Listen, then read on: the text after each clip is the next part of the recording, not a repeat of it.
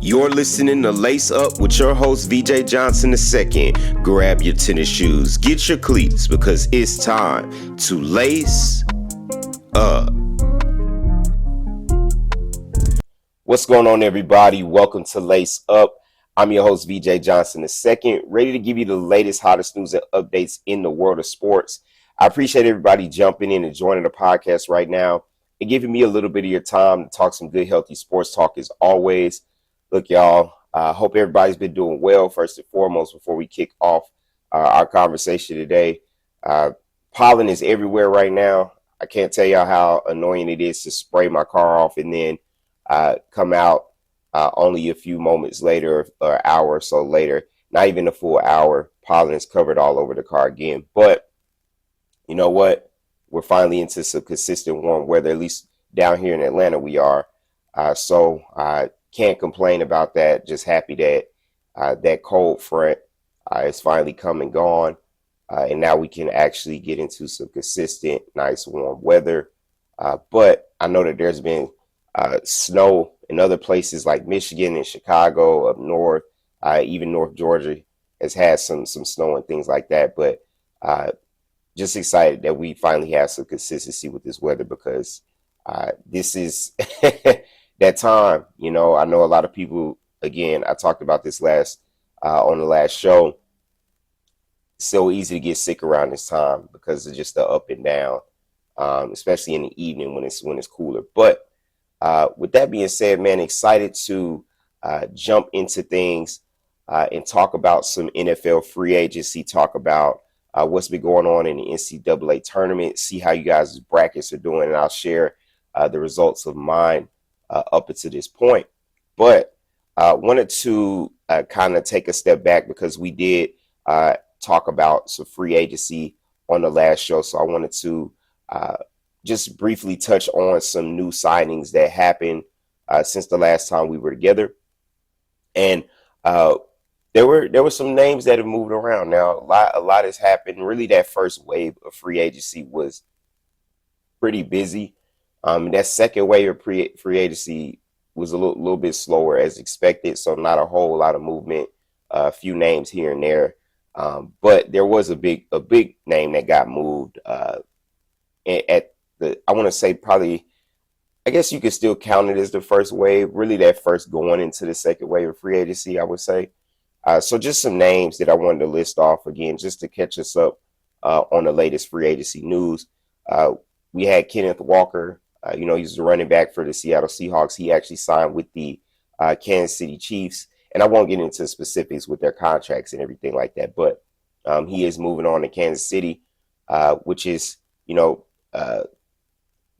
knew that was coming, surprising, but that was being talked about before the season ended, being that, Kenneth Walker was, obviously the Seahawks had a Super Bowl run. They would have had to pay him. They also have Charbonnet in the backfield there, but the Seahawks were willing to cut down their backfield and let Kenneth Walker walk. I personally would have re-signed him, but again, they just did the big contract with Jackson Smith and Jigba, and they're paying Sam Darnold. I'm pretty sure he's going to get some new contract and all of that as well, extension. So there was money that had to be allotted in certain places, and so Kenneth Walker was obviously the odd man out there. Malik Willis leaving the Green Bay Packers and going to the Miami Dolphins. And I troll my Packers fans and laugh about this. I said, look, you guys lost, and all the Bears fans, telling the Packers fans, look, you guys lost y'all best quarterback on your roster. I mean, sorry to tell you, Malik Willis was that dude. And, realistically speaking, whenever he came in, when we were playing the Packers, it was a lot more stressful than it was when Jordan Love was there. So Malik Willis, a guy with experience, a guy who finally gets his shot. But unfortunately, it has to be in Miami, where they have completely destroyed the roster. They have wiped out everybody, still wiping people out, gotten rid of all their pieces on defense, offense, with the exception of A-Chain. So he will have a running back, but his wide receivers core is going to be awful. We know the Dolphins are obviously in tank mode and trying to acquire a number 1 or number 2 draft pick in next year's draft, with the hopes of maybe landing a guy like Arch Manning. My best friend, he's a diehard Dolphins fan and a Texas fan, so he is itching and clawing at the fact that they could have Arch Manning in Miami. And realistically speaking, I don't even see how the Dolphins win more than one game. Really, if they don't, really a game at all. I don't even know if the Dolphins have enough to win. I mean, I will say the Jets.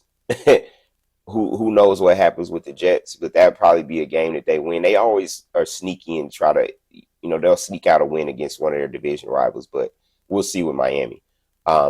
Tua has moved to here in Atlanta. So Tua, it has come to the Falcons, which is, bit of a surprise. I would say a bit of a surprise, just knowing that, the Falcons obviously have Michael Penix here, but you would think that maybe they go in the draft and maybe seek some, help there, but they still need an experienced guy to come in. They did release Kirk Cousins, so there's not that veteran leadership there. So we'll kind of see what happens with Penix and Tua. Tua obviously would be a guy that can, in some way mentor Michael Penix, but both of them are injury prone, so we'll see. The Falcons still may go and look in the draft to acquire a quarterback, which could not be a bad thing. I don't see that as being a bad thing. You got to plan for the future, especially with Tua not being a long-term option here as well, and them being uncertain and unsure about Michael Penix. So Tua is here in Atlanta. Mike Evans actually is going to San Francisco. So a guy who is, up there in his late 30s. I'm gonna say like mid 30s. Mike Evans, a guy who wants to seriously compete, and he saw the 49ers as a place where he could do that. Obviously, the Niners offense has always been, on fire. And so we'll see what happens, and we'll see how he pairs with Brock Purdy. Kyler Murray coming to the NFC North to go to the Minnesota Vikings on a 1-year deal. So he's going to be coming in. Obviously, they have J.J. McCarthy. They're unsure about his future there, if they want to commit to him long term, especially after the struggles that he's had. So bringing in Kyler Murray and seeing if that can maybe push the competition, or I don't really think that there's a competition there. I think Murray's going to start in there from day one. They're going to frame it as if it's this quarterback competition, but it's Kyler Murray's job, obviously, with the experience that he has. And we'll see if that lands him maybe an extension there in Minnesota. We know the Vikings made, in my opinion, and that's a division rival, made a terrible choice and decision to let Sam Darnold walk, only to watch him reach and win the Super Bowl the next year. So, I just, it's funny how these things go. But what Sam Darnold did in Minnesota should have granted him an extension there. But hey, I'm not complaining about it. So it'll be interesting to see, the Kyler Murray, Justin Jefferson, how they mesh well, especially with Kyler Murray being shorter in size as a quarterback, and typically he likes to run around a lot and extend plays. So we'll see how that meshes. But NFC North is a tough division, so he's going to have to be on point. So and the last big trade that I wanted to bring up was the Miami Dolphins. Again, I mentioned that they are clearing house, and they have cleared house and continue to clear house. They actually traded Jalen Waddle to the Broncos and acquired the Broncos' first-round pick this year, which is the 30th pick in the draft. And they also got a third-round pick, which is the 30th pick, and a fourth-round pick, which is also a 30th pick. So Jalen Waddle to the Broncos for a first, a third, and a fourth, all 30th in each of those rounds. Big trade especially with Jalen Waddle being the guy that he is, and the the type of athlete that he is, and the speed that he brings is going to be a huge pickup for the Broncos, who are looking to get back to the AFC Championship game, and this time getting over the hump and getting to the Super Bowl. We all know what happened last season, this past season, I should say, with them, getting that far and then falling short to the New England Patriots. So we'll see what that does, but I think the Broncos offense is going to be back in business, and definitely looking forward to seeing how they look and compete in the AFC. Moving on, let's talk about NCAA tournament. So we had some, I want to take a step back because we had some upsets that happened. And so I want to just touch on those upsets that happened in the first round, and then talk about, some of these are really the biggest upsets for me. So just want to briefly touch on those. And then from there, we'll, go back into some NFL, and we'll find our way back to March Madness. But the first really bracket buster slash upset that I wanted to bring up was the VCU knocking off UNC in the first round. So VCU 11 seed knocking off of a 6 seed, 82-78. That one was a big one. Terrence Hill Jr., big three pointer that he made in overtime. This one was really a thriller. Went to overtime. I actually watched this one. The VCU actually erased a 19-point deficit in this one. So this is a stunning loss for UNC. And, obviously they just parted ways with their coach, Hubert. So, now they're in search of a new coach. UNC, if y'all are listening, please take Billy Donovan away from the Chicago Bulls. We desperately need him gone out of Chicago. So if y'all are looking for a coach, Billy Donovan, get him on the phone, and it'll be much appreciated. But again, Terrence Hill Jr., man, had a day, or a night, I should say. 34 points off the bench, 7 of 10 from three. So shooting 70% from 3-pointers, from three, and then giving your team 34 points off the bench. That's a huge performance. So shout out to VCU on that upset. Obviously, they've been knocked out since then, but good game. Another big matchup. We had a 12 knockoff of 5. High Point knocking off Wisconsin, 83-82. This one was a thriller as well. There was a turnover that Wisconsin committed, and Chase Johnston from High Point actually go ahead finger roll layup. I literally finger rolled it in front of the basket to put High Point up, and that was with 11 seconds left on the clock. And that pushed them to victory after Wisconsin missed the final shot. Rob Martin, point guard for High Point, he actually led all scorers for the team with 23 points, and he also had 10 assists. So nice, solid performance for them. And High Point has been knocked off out of the tournament since then. Another upset, we had an 11 beat a 6. Texas over BYU. Actually picked this matchup, and Texas 79-71, really good game. I don't want to mess this guy's name up, so I'm just going to call him Matis. So Matis, his last name is like Vuketitis, really hard to pronounce, but Texas, he showed up big for the team, 23 points, 16 rebounds, so solid double for him. And AJ DeBansta, he actually had 35 points and 10 rebounds in this game, but that just wasn't enough. And that was really my biggest thing coming into this game.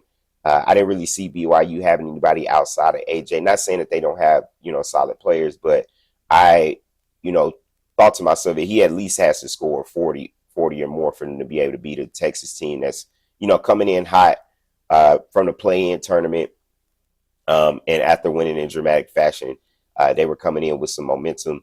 But again, really good game, and really really, really excited that we got to watch those 3 upsets that happened, because what's March Madness without upsets?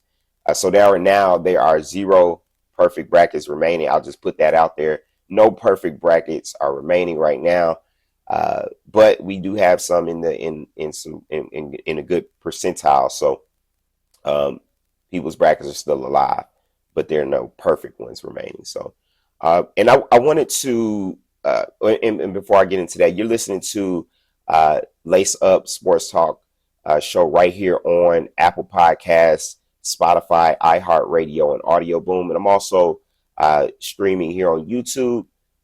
Please make sure you like, comment, hit that subscribe button that you see below here on the YouTube channel. And there are also some subscribe buttons on the other podcasts or the other streaming services where you're listening to the show.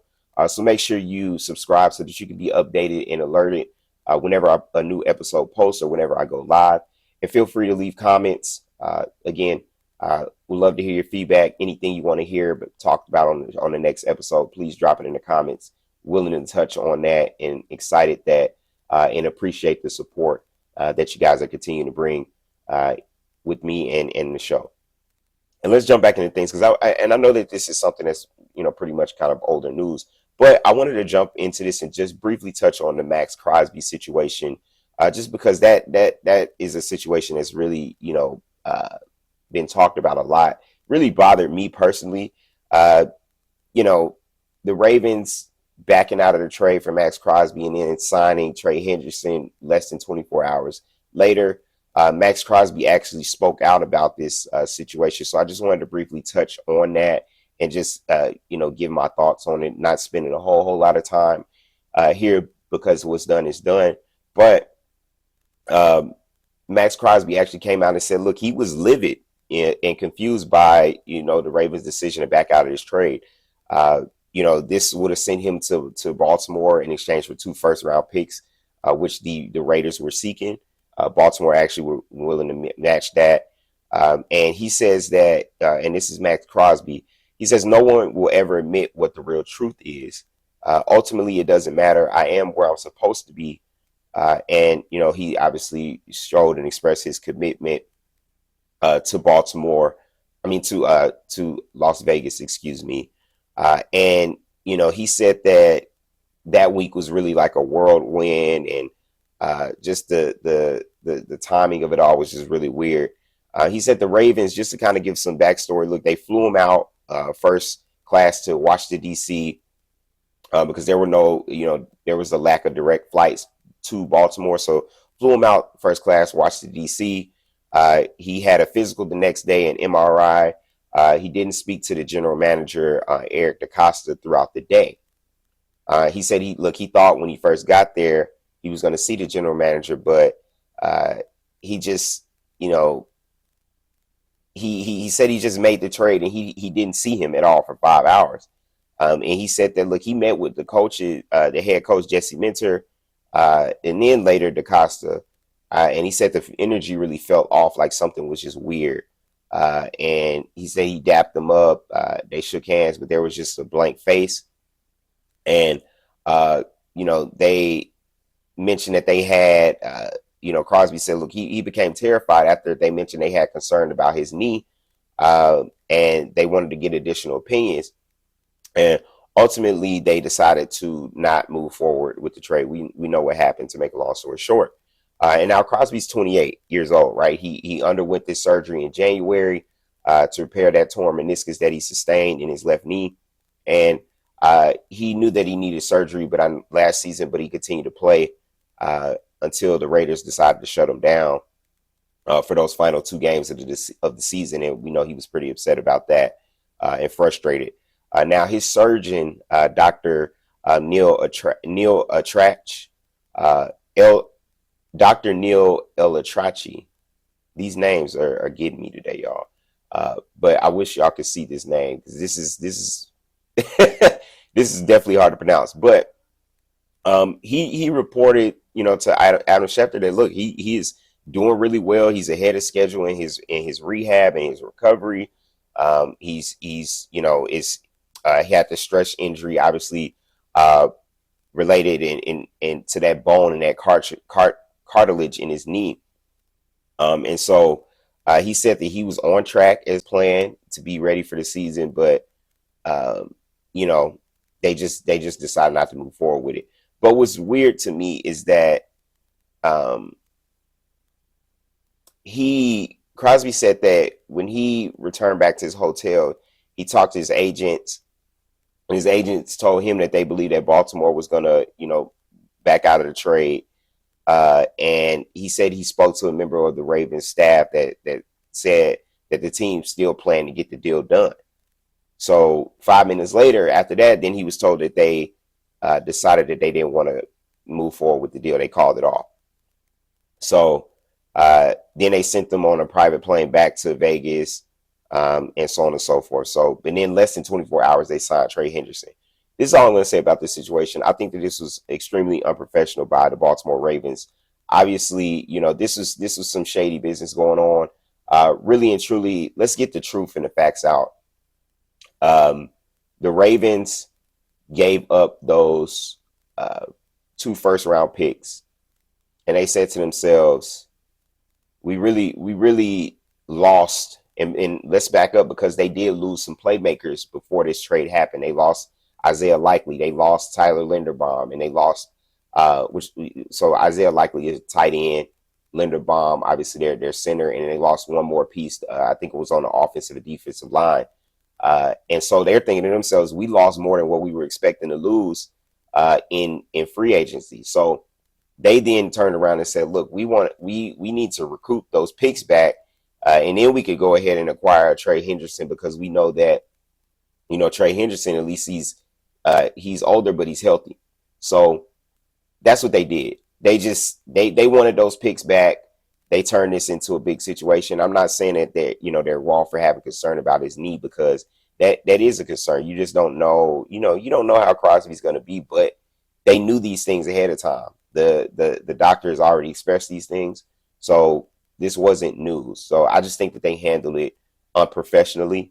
And I wish the Ravens and Raiders played this year, but they actually don't. They don't have each other on a regular season schedule. At least I didn't see that. So, but again, extremely unprofessional. And we'll see. Excuse me, if Crosby comes back and he's showing, and he looks really good, and maybe he'll end up getting traded after next season. So we'll see what happens there. Still not ruling it out of the cards that he can be traded, if not this year, next year. Now, wanted to quickly touch base on my Chicago Bears and free agency, because I've seen a lot of talk about the Bears and the fact that losing Brisker and Kevin Byard, Nashawn Wright, Tremaine Edmonds, CJ Gardner-Johnson. I've seen a lot of talk about and stress from different Bears fans about this, and saying that, the defense got worse and this is going to hurt us, and this is such a tremendous blow. But I disagree, and I think that couldn't be any further from the truth. I think that this is going to give the opportunity for the Bears to get younger, get faster. Speed really killed our defense last year with the inability to keep up with running backs out of the backfield, or just even receivers. And obviously we had some injuries to Kyler Gordon and Jalen Johnson that really set the defense back, and later just dealing with injuries throughout the year. So didn't really have a full healthy defense until literally, and not even saying that they're healthy, but our defense we're not on the field altogether until maybe the last the playoff game against the Rams. So there was always a guy in rotation and somebody hurting. But again, this gives us an opportunity to get young and faster. So don't panic. I mean, we signed the safety Kobe Bryant out of Seattle. Really excited about that. He's 26 years old. Is balling. Was a nice ball hawk for Seattle this past season in their Super Bowl run. Went out and got linebacker Devin Bush, a guy who's fast. He struggled initially in his first few years in the NFL, but last season had the best season of his career. This is a fast linebacker. He's, shorter, obviously, than Tremaine. And TJ Edwards is still coming back from injury, but love a guy like Devin Bush. He really shoots the gap, is able to, read the eyes of a quarterback. He's a playmaker. So really excited. That's going to be a huge addition to our defense. And then we re-signed DeMarco Jackson. A lot of people forget that DeMarco Jackson had to fill in when Tremaine Edmonds got hurt, and really balled out in the wild card game against the Packers when we needed him. So he's a guy that also, look, he shoots the gap. He plays with intensity. He plays with speed. That's the type of players that we need at the linebacker position. And then we went out and signed the veteran Cam Lewis from the Buffalo Bills just for depth. And then on top of that, all that we did, we still have 3 picks between the first and second round in the draft to address defensive tackle, edge, and safety. So look, we're good, y'all. I think everybody should just calm down, take a breath, relax. I trust Ryan Poles. I trust Ben Johnson. And for those who still doubt what I'm saying, look, I know the defense last year led the league in turnovers. They were in the top half of the league. They ranked 12th in the NFL. But what areas did the Bears really struggle? Passing defense. They were ranked 22nd in the league. They allowed 227 passing yards a game. Rushing defense, ranked 27th in the league, allowed 134 yards per game. We did lead the league in 33 turnovers, but where we struggled were the important parts. Passing defense, run defense. That really killed us. We needed to stop on a third and long, a 3rd and 13. But we're giving up a 20-yard pass because there's a huge gap in the center of the defense. We cannot have that happen anymore. We have to get some guys in there that can actually keep up with, these receivers, with these running backs who know how to read and play with anticipation. That's what the Bears need. And I think that's what we'll get. Now, again, can what the Bears did last year defensively be replicated? It's going to be tough, obviously, to get 33 turnovers, but you can still create a lot of turnovers. They had 10 fumbles recovered. So 10 fumbles recovered and 23 interceptions. You never know. Look, they may not be able to replicate that exactly, but you could come close to it. And look, getting defensive stops is just as good as getting turnovers to me. So if this team is younger, faster, getting stops, getting the ball back into the offense's hands, that's all that matters. So everybody calm down. Everybody relax. It's going to be all good. I can assure you that. And last but not least, let's talk about and wrap up with what currently is happening in March Madness, because we had some matchups in the Sweet 16 that went down last night. But before that, again, you are listening to Lace Up Sports Talk Show right here on Apple Podcasts, iHeartRadio, Spotify, and Audio Boom. And you're also streaming here on YouTube. Please like, comment, make sure you hit that subscribe button below, and subscribe on all of the other streaming platforms that you may be listening to. Please leave comments, share your thoughts. Would love to hear. And look, appreciate the love and support that you guys have been showing me since I've been on this journey and on this road. So just a quick March Madness update. Last night we had some pretty good games, man. Really good games. We had Texas and Purdue, 11 seed versus a 2 seed. Texas, man, really hung in tough against Purdue, but Purdue made a layup in the final few seconds to secure a 79-77 win over Texas, man. Really heartbreaking loss for Texas, who again showed up and were ready to step up to the challenge and step up to the plate. Iowa, a number 9 seed, knocked off number 4 seed Nebraska 77-71. That one was the game that went down to the wire as well. Illinois knocked off number 2 Houston. Illinois is a 3 seed. They won 65-55. The game was a little, tight early on, low scoring at halftime. They were only in the 20s. I think it was like 24-22 at halftime. Illinois came alive in the second half and really got out to at least at one point, I think they had about anywhere between like a 13 to 15 point lead. Houston pushed them to the end, but Illinois was responding to the punches that were thrown back by Houston, and ultimately secured the win at the end. Now Arizona just pan-seared through Arkansas, just all on the grill. They cooked Arkansas, and I was pretty sad about that because this is my upset pick that I had. I had Arkansas upset Arizona. That did not go well at all. Arizona looking elite, winning this game 109-88.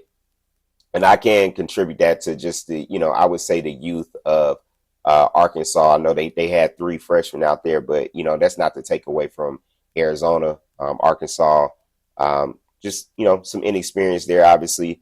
But it still was a tough team. They won the SEC tournament, made a run, and they'll be back. Darius I don't know. I think Darius Acuff, he'll probably go to the draft after this season. So we'll see what happens. Maybe he shocks us and comes back to school for another year with Arkansas. And so after last night's matchups, the Elite 8 matchups that we have now, number 9 Iowa versus number 3 seed Illinois. That's going to happen on Saturday at 6:09. And then you have number 1 Arizona against number 2 seed Purdue. That's going to be Saturday as well, Saturday night at 8:49. And let's talk about tonight's matchups. And I'll give you my picks here as exactly how I have them on my bracket. So we have number 1 seed Michigan going up against my alma mater, my guys, Alabama Crimson Tide. Look, Michigan, they actually came out as a 10-point favorite in this game. That line has now dropped to 8.5. This is a game where obviously we know Michigan has a lot of size. They can shoot the ball really well. They have Yaxel Lindenborg, who's leading those guys, a beast. They got, really got some guys that play some disciplined basketball there. And then we have Alabama coming off of an impressive performance against Texas Tech. Has shot the ball lights out, set some records from the 3-point line. A team that likes to get out and get up a lot of shots, and get up a lot of threes, not just shots, but 3-pointers. They play fast. They're going to have to be on point tonight and play their best. They're going to have to replicate what they did against Texas Tech and really put the pressure on Michigan. But I think that Alabama is a team that, they can shoot with anybody in the country. They're the highest scoring team in the country with 90 points per game. And I think that, if they're able to knock down some shots and really get on the roll, it's just very doable to win. And of course, look, y'all see what's on my chest, man. Y'all see look, chest. We got the, I'm going with my guys, man. Got to go with the Tide. Let's do it, man. Let's shock the world, man. But nobody's giving us a chance, man. So us against the world. And look, we got to beat Michigan in something, y'all. They got us twice in football. We got to get them in something, man. So let's do it tonight, man. Let's do it in basketball. Then we have St. John's against Duke, number 5 versus a 1 seed. I actually not going to go into a whole lot of detail with this, but y'all know me. I've never been a Duke fan. I've never liked Duke, but they got some talent on that roster, man. The Boozer twins. They got some, they're dealing with some injuries, obviously, but they still made it all the way this far. I still thought that they had enough to get to the Sweet 16.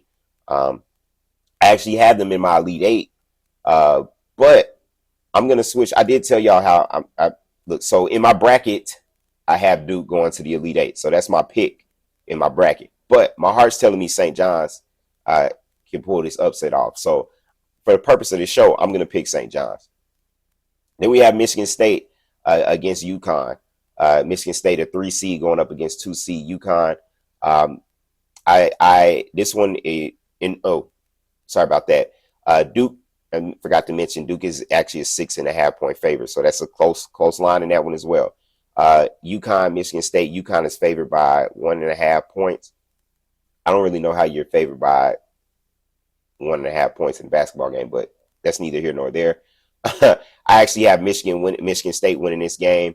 And in my bracket, I had Michigan State knocking off Duke. So that's the team I actually have knocking off Duke. But hopefully St. John's can do it tonight. We'll see.